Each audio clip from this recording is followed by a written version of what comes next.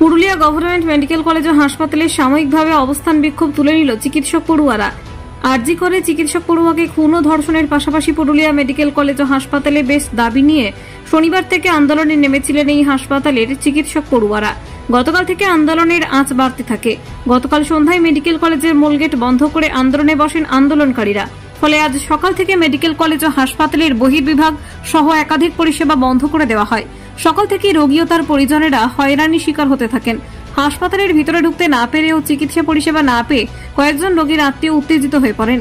Gate খুলে ঢোকার চেষ্টা করলে পড়ুয়া চিকিৎসকদের সাথে রোগীর পরিজনেদের ধাক্কাধাক্কিতে জড়িয়ে পড়েন পড়ুয়া চিকিৎসকরা। পরে পুলিশ এসে পরিস্থিতি সামাল দেয়। পরে যদিও এই মেডিকেল কলেজে ও হাসপাতালের সুপার ও ভাইস প্রিন্সিপাল সুকোমল বিষয় তাদের সঙ্গে আলোচনায় বসেন। সেখানেই তাদের যাবতীয় দাবি মেনে নেয়। সেই ঘোষণা আন্দোলনরত পড়ুয়াদের কাছে এসে জানিয়েও দেন। আগামী সেপ্টেম্বর মাসে 30 তারিখের মধ্যে পুরুলিয়া শহরের ক্যাম্পাসকে নিয়ে আসা হবে। তার আগে রাত্রে পড়ুয়াদের জন্য গাড়ির ব্যবস্থা করা হবে বলে জানিয়ে দেওয়া হয়।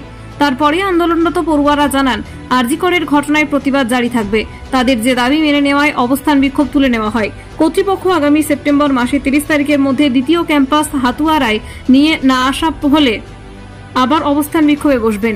এখানকার সিটি স্ক্যান এখানে এস্টাবলিশ করতে হবে। সিটি স্ক্যান নেই, ডিজিটাল এক্সরে এখানে হবে, এখানে ডায়ালিসিস সার্ভিস হবে। এই যে জায়গাগুলো এবং যে পেশেন্ট ওখানে অলরেডি অ্যাডমিটেড থাকবে তাদের ক্ষেত্রে কি হবে, বাকিদের ক্ষেত্রে কি হবে, এই প্রসিডিওরটা 1 মাস সময় লাগে, কম করে 1 মাস সময় লাগবে। তাহলে 15 দিনের মধ্যে স্টার্ট হবে আমাদের 30/9/24 কমপ্লিট হয়ে যাবে।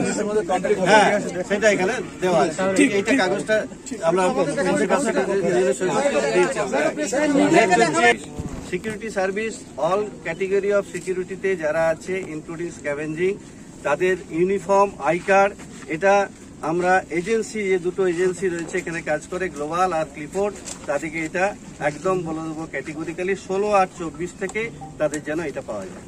আজকে হচ্ছে 13 তারিখ, 14, 15, 16 3 দিনের মধ্যে এটা তারা অ্যাডপ্ট করে।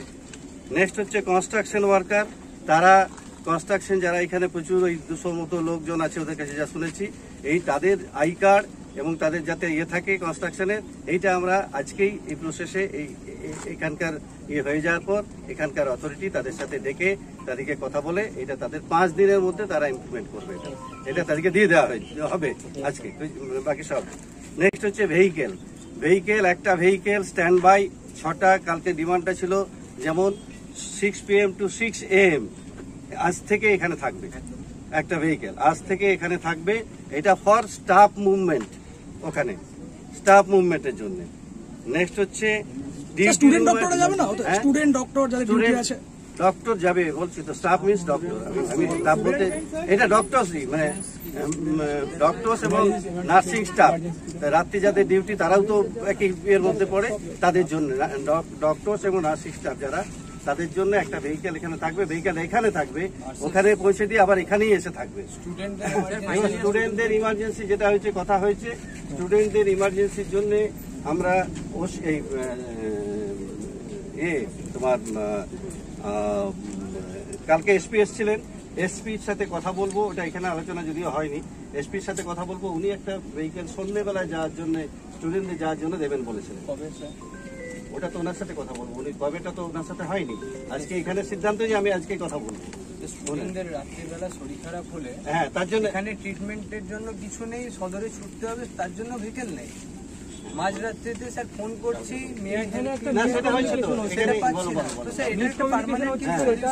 এই ভেহিকল যেটা লেখা আছে 6 PM to 6 AM, এটা বেসিক্যালি ছিল অ্যাম্বুলেন্স সার্ভিসেস, ঠিক আছে? তাহলে সেই অ্যাম্বুলেন্স সার্ভিস হলে যদি কারো শরীর খারাপ হয় আমাদের সেই অর্থে অ্যাম্বুলেন্স নেই। ওই যে দুটো গাড়ি আছে, তোমরা যদি বলো তাহলে একটা, সেটা তো স্যার সেটা তো বানানোর দায়িত্ব স্যার আপনাদেরই স্যার। আমার আপত্তি নেই, কিন্তু অ্যাম্বুলেন্স নেই, অ্যাম্বুলেন্স তো নেই আমাদের। না স্যার, এটা বানানো স্যার আপনাদেরই তো দায়িত্ব স্যার। গাড়িটা এখানেই থাকবে। অ্যাম্বুলেন্স নেই কেন?